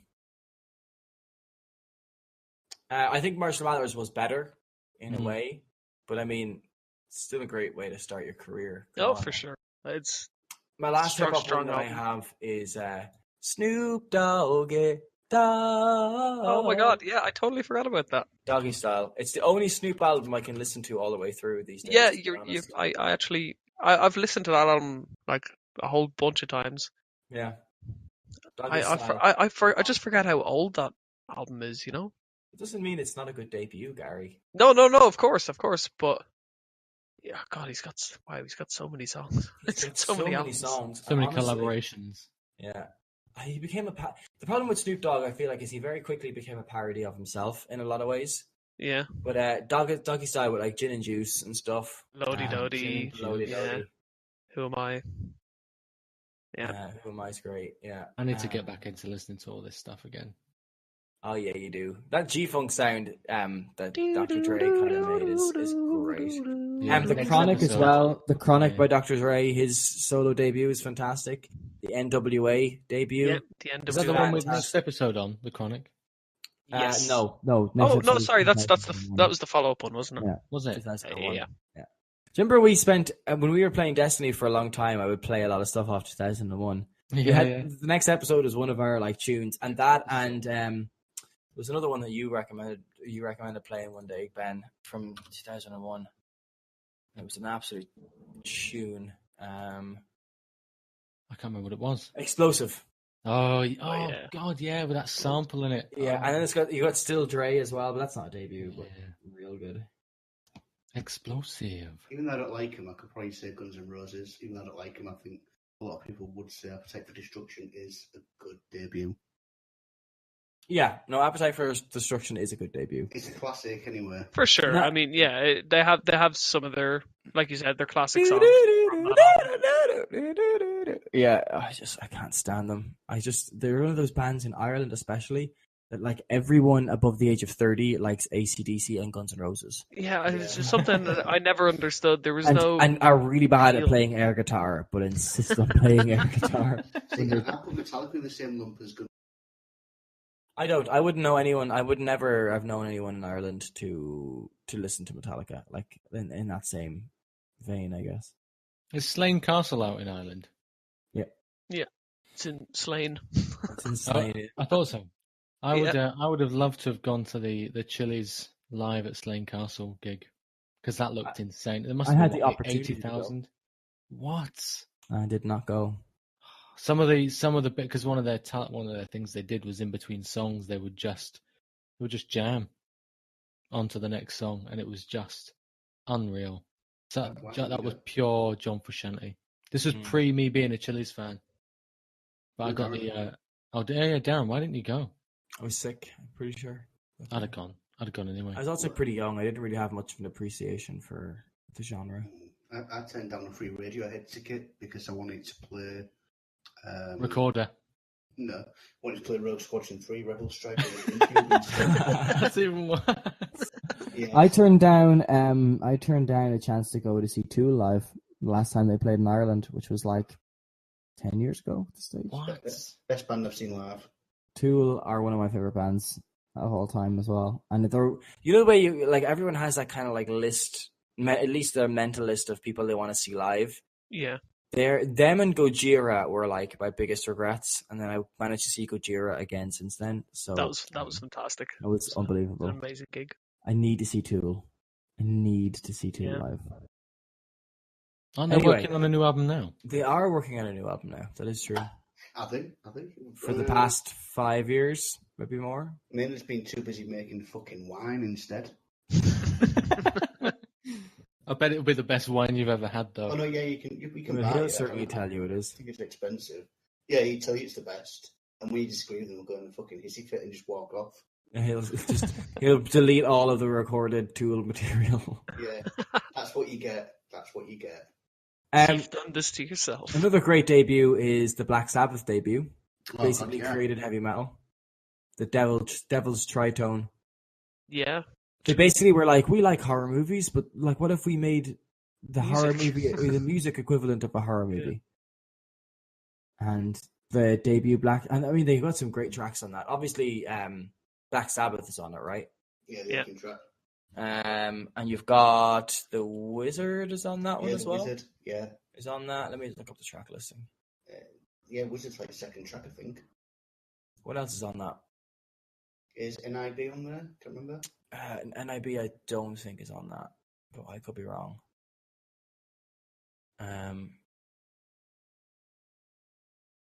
Yeah, no, NIB is on it. Wicked World is on it as well. It's a great album. Behind the Wall of Sleep. I mean, their second album was definitely better. War Pigs, Paranoid, Iron Man, Funeral, Rats Out, Fairies Wear Boots. Fairies wear boots. Yeah. Whatever it is, yeah, that's great. Generals gathered in their masses, just like witches at black masses. Rhyming masses with masses. Yes. Yeah, but you're going to hold it against them. Who'd have thunk it? Yeah, that's another great debut I had on my list. I've got three more on my list that we haven't talked about. Just kind of keeping along the line of heavy metal. The band Death with Scream Bloody Gore. Yeah. I am a personal diehard fan of Death. I think they're probably my favorite metal band of all time. Every single one of their albums is fantastic. Once again, their debut album is very different from their later stuff, and their later stuff is much better, like Sound of Perseverance and Symbolic. Albums like that are much better than this, but Scream Bloody Gore is a fantastic debut. Are you a fan of Death at all, Carl? Or I wouldn't. It's not something I've listened to a lot of, but I don't know. Maybe I'll have to listen to them a bit more now. Yeah, I've they're listened so to. good. I think I've probably been through all of their albums once. Listen to Symbolic again. That should be the one you listen to. I've listened to Symbolic a lot of times. Symbolic is fantastic. Yeah, Symbolic is very, very good. You've got Crystal Mountain there. You've got some serious tracks, some really good tracks. Oh yeah, it's just some. But I think I've probably been through all of their albums. I don't particularly remember Scream Bloody Gore. Yeah, there's no like, oh, I love this one track and this one track. Yeah. But the sound that they came out with was amazing. Individual Thought Patterns, another incredible album as well. It's got The Philosopher on it. It's got Out of Touch, Individual Thought Patterns, the title track. Trapped in a Corner is fantastic. Human has all the members, or two of the members of Cynic. It's got Paul Masvidal and Sean Reinhardt. Yeah, of course. On Human. And that's the second last of my favorite debuts is the Cynic debut album, Focus, which is on amazing every single best metal albums of all time list. Cynic released Focus, disappeared for 15 years, came back and did Traced in Air, and you're just like, what now? Oh, they're so good. Focus is an amazing, like, progressive death metal album. Yeah. It's like if aliens came to Earth and they met a death metal fan and like took him back to their planet and like extracted all the knowledge of heavy metal out of him, and then I suppose they would need to bring him back to their planet to do that. Let's say they find a heavy metal fan, take all of the knowledge of metal and death metal out of him, and then the aliens are like, we're going to make a death metal album now. They pop a USB stick in him and they head off back to the studio. USB Type C. It's a feature. I completely forgot about leftism. I don't know that. No, I don't know that. Yeah, me either. Oh, right, okay. Sorry. You'll have to put it. Oh in right, chat. never mind. I'll check it out. It's like one of the defining like dance like albums of the early 90s. I suppose you could also say Death in Vegas. Their debut album was pretty good. Left Field. Yeah, they did the track that was on the guitar there. Yeah, I know. Yeah, I remember them. Yeah, they did that. That was like the second album, I think it was. They've only done 3 albums in the past 20 years. Yeah, what else do you need though? Yeah. When you've got doom doom doom doom doom doom doom doom. My last one on my list here is you guys are not going to like this. It is the Come on, out with it. Anticipation. It's the Lady Gaga debut album. What? To be fair, the music. What's that? Is that Monster? No, the Fame. it's the Fame Monster. No, the Fame. Yeah, it's the Fame. And then she had the Fame Monster, and then she had Born This Way, and then she had Art Pop, as far as I remember. And then she had the terrible Joanne one that was like country music that I didn't bother listening to. But her debut album, I mean, pop music, right? It's pop music. But the music in that pop music is very good music. Okay, yeah, so just looking at the track listing. Like, other than the horrendous overplaying of, like, 3 that I can remember here, just looking at the track listing, like, they're not songs that I hate, you know? They're, like a lot of songs that I hear on the radio, and, you know, I guess it is, like, pop music, but pop music is kind of I know, it's weird now. Like, pop music isn't really the same as it was like 2008, like, it's totally different. But, like, I don't know why, I just kind of associate the sound of, say, like, Poker Face, that kind of song. It's just, like, working in an office, and it's going on, like, out of some shitty-ass radio. That's just what I think when I kind of hear those songs, you know? I can't pretend to enjoy it. I mean, I think I've probably heard most of the songs on that. You've got Just Dance, Gonna Be Okay. And then Let's Play a Love Game. Let's play a love game. If you want love, you want fame. I can listen. I can hear all these in my head now. As Sorry, something. I am not. And then you've got Poker Face, Poker. Yeah. It's a fantastic. As pop music goes, though. I mean, the woman wrote this herself. It's not like she has a crew of people that write her music like for her. she's way more like actual singer-songwriter than most what people call singer-songwriters. But then you go through the Original album and singers. there is songs like Brown Eyes, as far as I remember, where it's not like all synth pop and like radio hit, where you've actually got songs on there that are more subtle and more like heartfelt and more personal, Can I just read the last sentence of this, I guess, album synopsis on iTunes, where it says, "Her hooks are always as pure and refreshing as spring water." Is that an official That's synopsis? editor's notes on iTunes. Giving off a whiff of the alien and dangerous while making acutely approachable songs. I think I might listen to guess- some Lady Gaga tomorrow on my way to work. Now that you thought about it.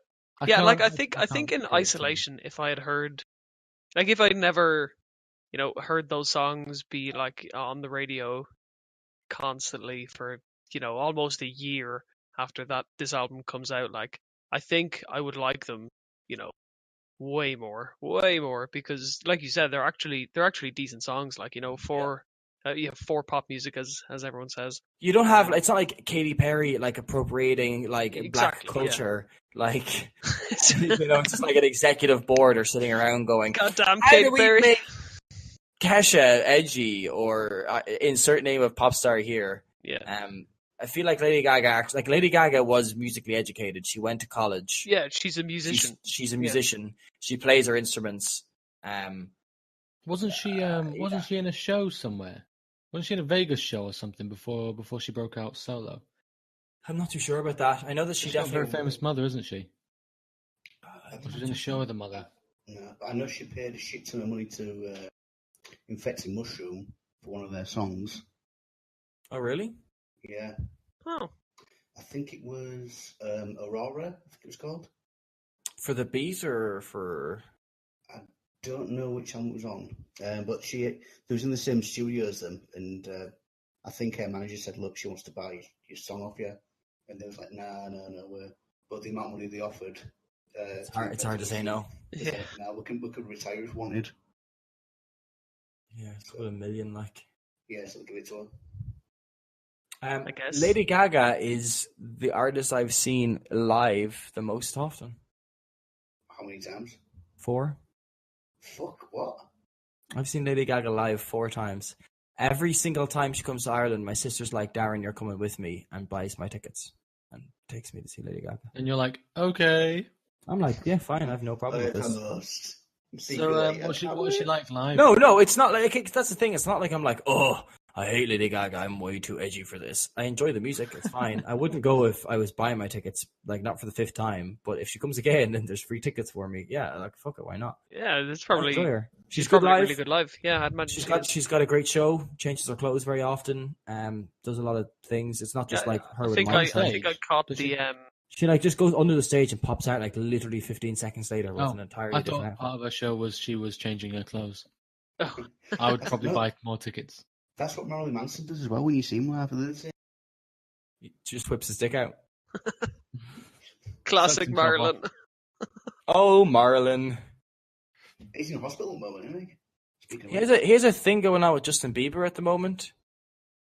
yeah. What, you mean like a love interest? No, Justin Bieber like wore a Marilyn Manson like t-shirt, He said that he made Marilyn Manson relevant again. and he also. made him relevant again, and Marilyn Manson came out. course. Also, Lil Uzi Vert, that like sing rapper guy, Lil Uzi Vert, like really loves Marilyn Manson and like has a Marilyn Manson chain and quotes him as one of his greatest influences. And Marilyn Manson's like cool with it, and apparently they're going to collab at some point. That would be very strange. Lil Uzi Vert is like, I like one of his songs a lot, and nothing else he's done. The only thing I like from Marilyn Manson is when he was in Sons of Anarchy, and he was bumming one of the main guys. That's the Oh, best. you thing like he's that done. bit, yeah? Yeah, I thought it was the best thing he's done for a while. Who was he fucking in Sons of Anarchy? There was one of the guys who's in jail pretty much for the whole era of Sons of Anarchy. Oh yes, Yeah, and he goes in and he gives him. That's the writer. Oh no! It's not Isn't him. it? It's the young guy. Jax. No. It's the I can't remember his name. There's the guy one with the character tattoos on the side of his head, and he's got a logo. Oh yeah. It's He goes Shades. in, doesn't he? Shades in Yes, the Shades. His name's Juice. the Luke Cage Juice. Yeah, Juicy. JC, I think his name is, but they call him Juice. So he goes in jail and then he gets buggered by Marilyn Manson. I do remember that. And he has like a shirt done like he's like a cholo, like a Latino. Yeah. Gangster, doesn't he? Yeah. Where it's like button at the top and then opened. And he's the world's most reflective human being. Oh, I do remember that. Shit, man. I forgot. I totally forgot about that. Told you. Best thing he's done for a while. It definitely wasn't his music anyway. Well, his first album was really good. Huh? Marilyn Manson's first few albums was really good. So you're saying he should be on the list of great debut albums? No, not necessarily. His debut album was okay, but not quite as good as his follow-up, Antichrist Superstar. Yeah, Antichrist Superstar was a good album. It's still good. I mean, the thing is, the reason it's good is because Trent Reznor did most of it. So I would say Pretty Hate Machine is one of the best debuts, but it just hasn't aged quite as well as I thought it did in the 90s. That's the same for a lot of things from the 90s, though. No, it came out in the 80s, and when I heard it in the 90s, I'm like, yeah, it's good, but it just hasn't aged as good now. Like some of the albums from the 80s, like Joy Division's again, Unknown Pleasures, came out in 1979, still sounds brilliant. Do you think there's going to be in the next, not just to go off on a small tangent, we're talking about artists from the 90s and back, some even as early as the 70s. Do we think there's going to be, in fact, when was Led Zeppelin 1? Was that the late 60s? 1969. Yeah, so they're just creeping down in the 60s. Are we going to have a greatest debut album, barring Lady Gaga, of the current generation? I just can't see, when you talk about legends in the music industry or artists, musicians, I don't hear any names in the past 10 years. No. Maybe the past 20 years. No, things like Queen and Led Zeppelin and Pink Floyd, they're still revered now. Music right now, I can't imagine people still listening to them in 40 years' time. Like people Pink are going Floyd. batshit crazy for Spice Girls and Hearsay and Girls Aloud. And... Yeah, where they now. So let me break it down Exactly. for you. Let me break it down for you. In the last, not 10 years, 7-8 years, people have had access to the internet. And the way that the internet now works and works with music is it's less about a project or a mixtape or an album or an EP. It's about songs. It's gone back to like releasing a hit single from the 60s. Yeah, when you get a disco track played in the clubs. It's all about number of streams now. And because we have so many mediums that we can use to upload content, like podcasts, for example, you could just release any shit you record and just keep throwing shit at the wall of the internet until something sticks. Yeah. You know? So it's like, it's hard to say, is there going to be another good debut album? Because debut albums these days are like, let's find that one hit single we have, copy the sound of that, and then paste it for 14 tracks and release it. We'll get one iteration right. We'll see. Yeah. I saw a really good video on YouTube about a guy explaining the music industry of the 10, 15 years and how, in fact, I think Carl has literally just posted this in the chat as I started talking about it. And a guy goes in to explain how the job of A&R has come around, and now there's this room of board men who decide this is the type of music everyone is going to listen to because we can control it, we can influence it, and we can manufacture this. If you look at the kind of TV shows on TV now, there's at least half a dozen talent shows on at any given time, and they're developing talent, and they're getting a taste for what the audience likes, and then they copy and paste that out amongst everyone else. The videos in our chat, but I think if you search for Thoughty2, why is modern pop music so terrible? I think that's worth a watch. It's not to say that anything negative about the individuals put music out now. It's just these are the victims of the music industry these days, and this is why you won't get legends, you won't get breakout acts, because people used to go into to see record labels and say, okay, this is my tape, and the guy would sit and listen and think, yeah, it's not quite what I like, but let's give it a go. I'll take a gamble on it. Let's put some copies out. Let's get it in the clubs. Let's see how it does. And then they could land a massive hit, or they could be the next big thing. It's They not can't coming risk from that now. different people. It's just coming from like, well, Well, they pulled in the guy in the video says that they called in the boardroom men decided how do we stay relevant? How do we decide, or how do we get people who have their finger on the pulse to tell us what kind of music the kids are into these days? And they thought, let's get some hippies in. And this is what it says in the video.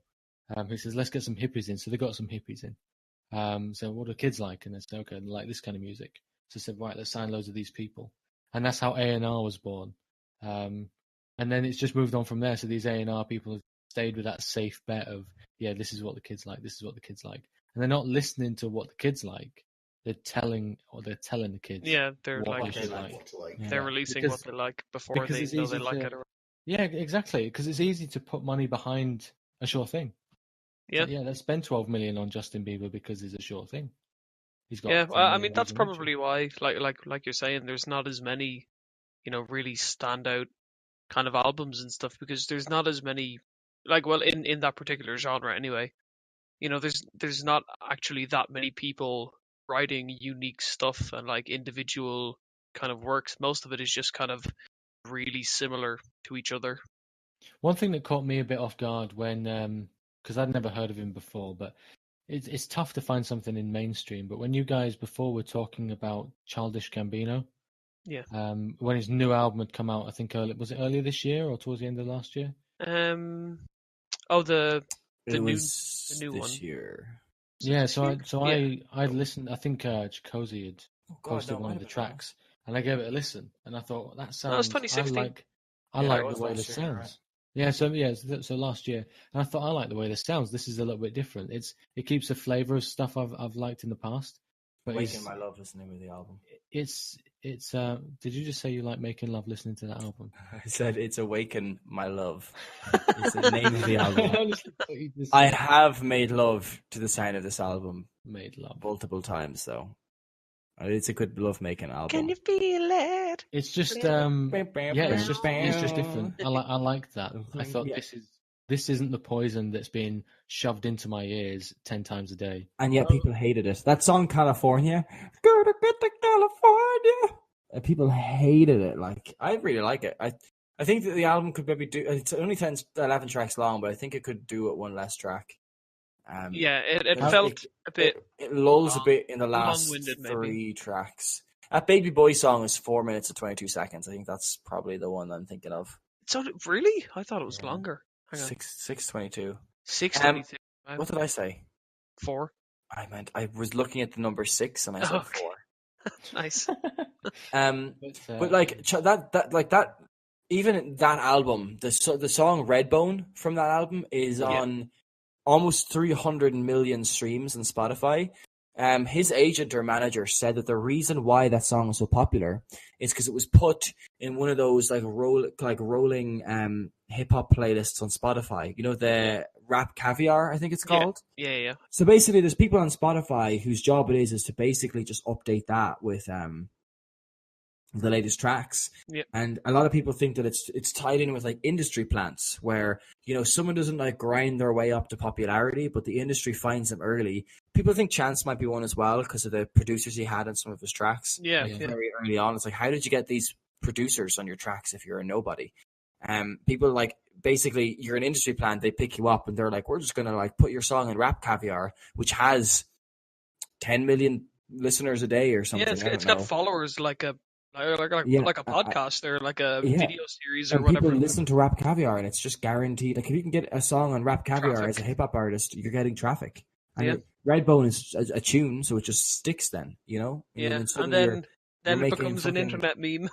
Yeah. Then, well, I suppose as opposed to right. the other types of memes, The real life internet memes. ones, the real life memes.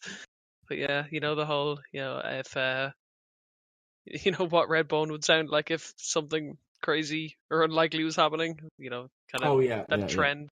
Because they pitched down his voice, didn't they? Because it's like he sounds really high pitched in Redbone, like daylight, but it's not Yeah. actually. There's no voice effect on it. He's just singing like that. Yeah, apparently. So they just turned him down a few pitches, and it just sounds like him, and you're like, holy fuck, he's just able to manipulate his voice like that. Yeah. Then it became a meme. Yeah, no, it was a giant thing for like, I don't know, what, like 2 weeks, 3 weeks, It's maybe pretty longer. long. It's pretty Yeah. long given the attention span of the internet. Exactly. So that was music, guys. Yeah. And now it's over. I actually seen an article. Well, not an article. I lie. Like some kind of post on some thing. I don't know, like probably Facebook or some shitty like that, or maybe even YouTube. But it was music is dead. Oh no, it was definitely a YouTube video. It was the music is dead, and the American girl, made infamous for her "Cash Me Outside" Oh god. catchphrase. She got signed by This is where we're Atlantic going. Records. Yeah, Who's this? I don't know. She's just some girl that like got a video taken of her and it went super viral because she She was on some talk show and she was talking stupid. And she said something like, "Cash me outside. How about that?" Yeah, Like it's in like we'll fight outside or crazy. something. I don't know. And became a huge internet meme. Oh my god. And then she has rap songs out. Yeah. And she has a record deal. She is being rinsed. It's like that other one. I can't remember her name because she's so irrelevant now. Rebecca Black. No, not that one. The one that was on the It's Friday. X Factor here. Yeah, and she tried to be a rapper. Honey G. Honey G, that's it. Oh god. God. Oh my god. Yeah, I seen that. That was really bad. I feel sorry for the individuals that go through. Yeah, they might get a small slice of the take, but it is not worth it, surely, because she's working in some cashier now. Yeah. She's scanning deodorant through the tills. That's what she's doing now. And people are like, "Oh, it's Honey G," and she's like, "Oh man, I don't Yeah, get paid oh, for this shut the shit." fuck up. It's Geraldine. It's true. Yeah. Yeah. Only Oh, Honey G on the weekends. Okay, so we're coming up to closing time here for the Mountains of Madness podcast. One thing I did want to talk about briefly, though, before we finish up, guys, and I think it's quite topical, the new Blade Runner movie that's out this week. What are your thoughts? Are we going to go see it? We're scheduled to see it next weekend. Myself and Carl and a few others in IMAX, as recommended. I most certainly will be seeing it in IMAX myself at some point. Yes, I also helped watch that. I've seen the trailers. I don't like the look of the trailers. I don't like the way it's being cut, the way everyone's like moving their head or like looking left and right. You're on about one specific trailer. Yeah. There. Well, You just don't like that people are just looking at things. No. It's just a generic crappy. And the music in the new trailer just doesn't fit Blade Runner. All the reviews I've seen, I've not read the reviews. I've just been looking at the scores. I think Den of Geek a couple of days ago, they just posted their review and said it's a masterpiece. And then the tweet is saying don't read any reviews in even ours. Yeah. Just Go and watch it.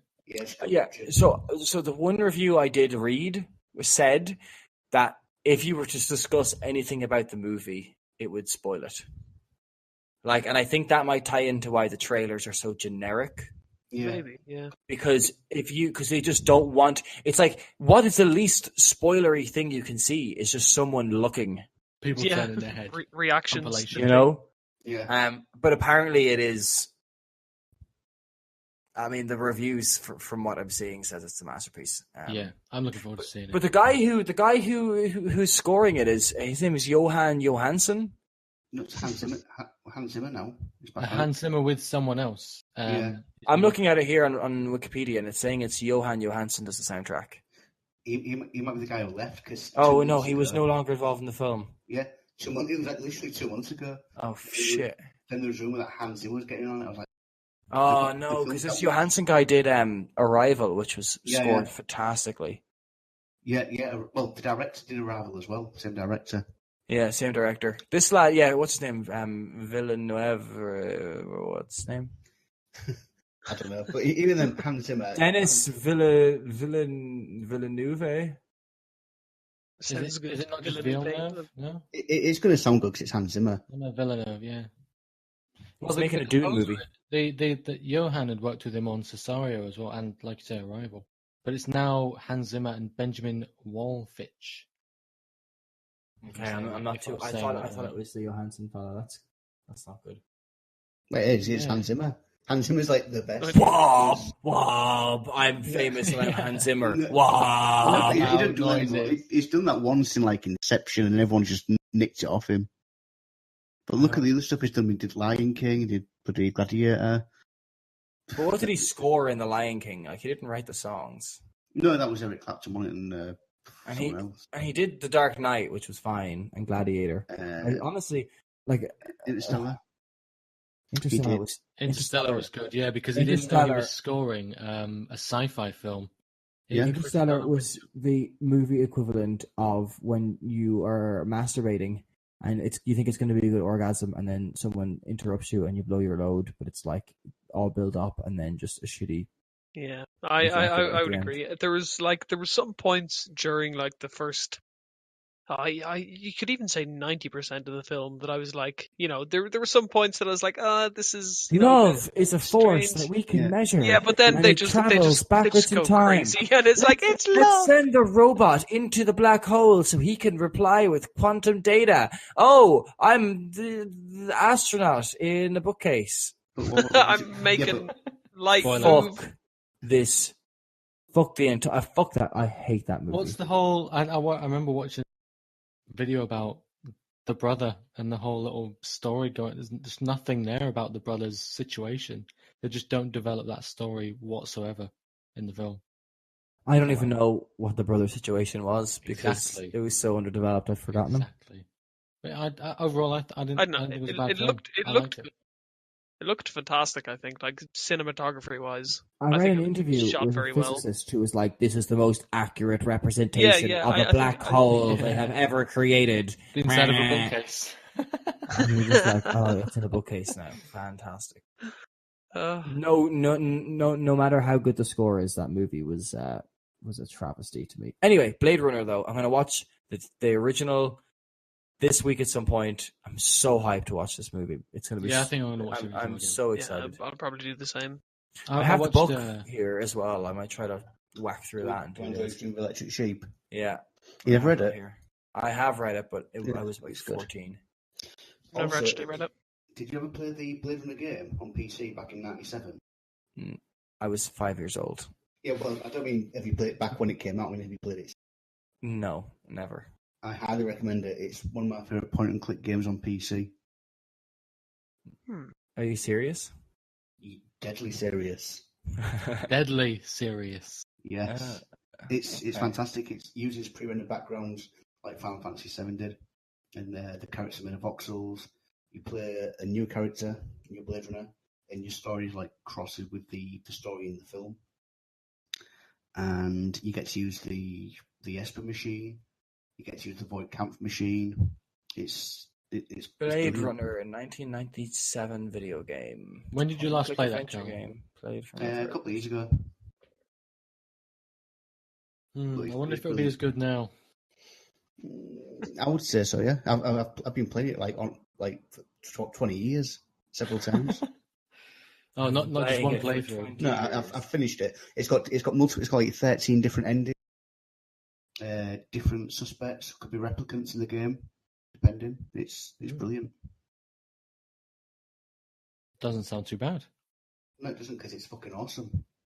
I was just back onto the film. I was looking at a video of there's lessons from the screenplay that I watch, and he did one on Blade Runner about how it's so good.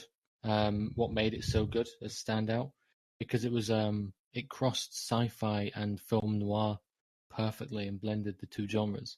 It is really a film noir detective story. Yeah, that's what it is at its heart. It's probably my favorite movie of all time, if I'm honest. It's one of my favorites. Yeah, definitely one of my favorites. It's definitely up there. Yeah. I just can't think anything bad about it, even now. Well, I mean, I probably watched it when it came out. Yeah, that's the funny thing. I mean, there's loads of classic films now, like A Clockwork Orange, cult classic now, was another one of my favorites. Toilet when it came out. The Shining. The Shining again, yeah. And these are now classics. maybe this is going to be the same for music. All the shit artists we're listening to now are going to be called legends in 30 years. Tastes change. Yeah, but yeah. Yeah, I'm looking forward to seeing it. I mean, it's tough to discuss because we're all avoiding reviews, the short film, the extended trailers, all this sort of stuff. We're going in blind almost, and we're just going to watch. Yeah. Yeah. I mean, for 2 hours. I was against it for so many years. I'm like, you don't need a sequel to my favourite film. It ended perfectly. But Yeah, because that's the thing. Yeah. They must have had. I mean, he must have approached with the perfect story and called up the original team and said, "What do you think about this?" And they all went, "Fucking what? Let's get this made." Yeah. From what I've read, It must have been really like some really outstanding idea because, like you said, it's got such a good ending that it's not something that you'd think, oh, we should really, finish this or do something in addition to tie up the loose ends. Yeah, etc. exactly. Yeah. It must have just been something Yeah, relatively without standalone, I guess. But it without was so spoiling good.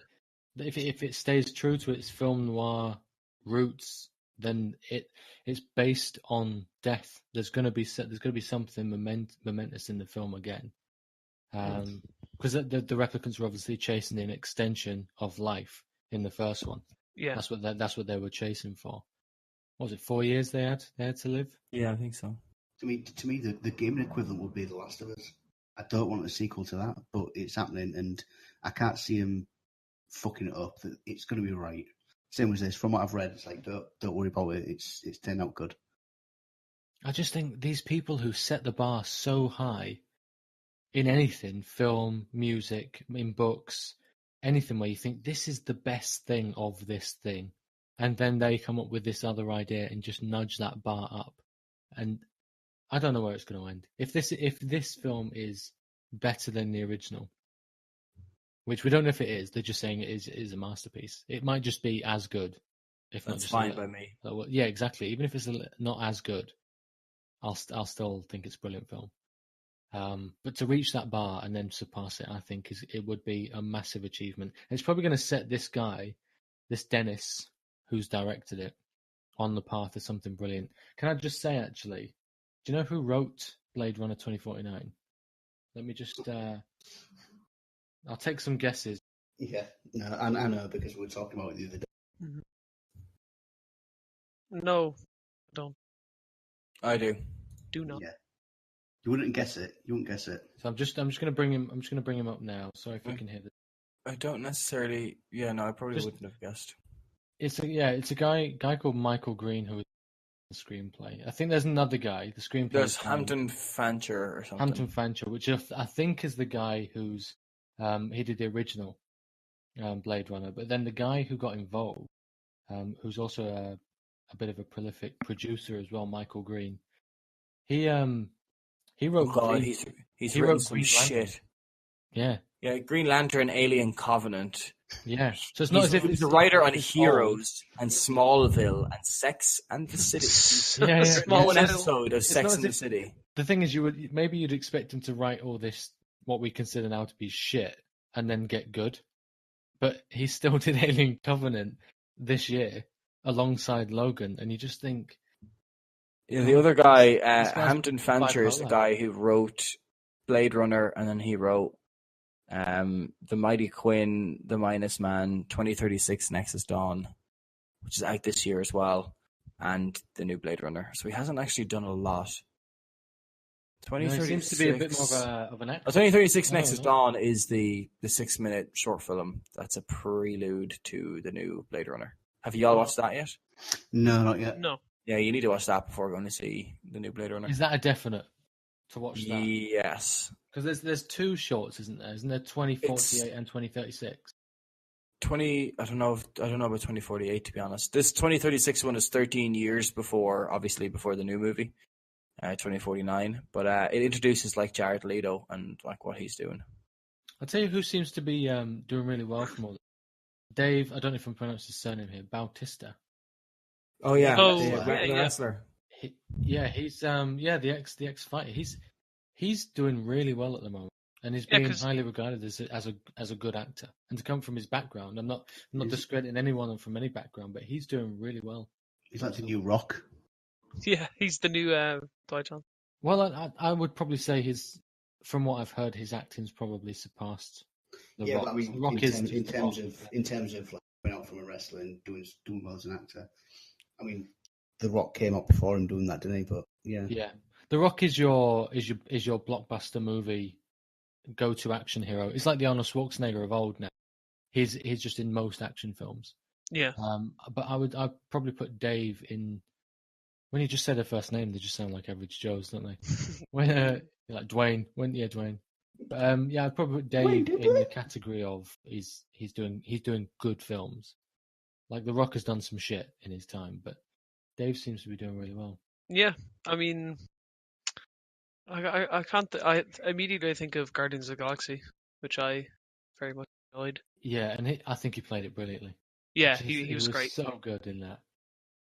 But he's been in loads. He's been in. He was in Iron Fists. No, the man with the Iron Fists. I don't know if you've seen that. Speaking of Wu-Tang, he was in Spectre. Wu-Tang. The new Kickboxer, the Riddick film. Yeah, New Kickboxer's a good film as well. Oh yeah, of course, he's in Riddick. Yeah. Was he in Riddick? Yeah. Which Riddick? Played Dean. Just Riddick. Just Riddick. 2013 it was. Well, there was the what was the first Riddick movie called? Pitch Black, Chronicles Riddick, and then just Riddick. I haven't seen Riddick. Riddick is good. It's probably not as good as Pitch Black, but Is it a sequel to the Chronicles of Riddick where he becomes like the God Emperor thing? Yeah, it's better than that. Yeah, it is better than that. Yeah, I can't remember shit. I just remember the star of that movie had like a beard. Oh yeah, he's on That's the it. run from the bounty. He's on the run or something. And Yeah, he's yeah. got a beard. And then he doesn't. And you're like, And then the young boy from the first movie was a girl, and then he finds her in a prison, Yeah. and then they fuck. Did they fuck? No, they don't fuck. No, no, being a man, they do. I think it's definitely a father-daughter relationship. yeah, I think so. I just had it in my head that they fucked. I'm sorry. No, Hey, if you want them to, I'm sure there's something out there might be there. an outtake somewhere where they did that, or another video somewhere. Yeah. Satisfy your needs, Darren.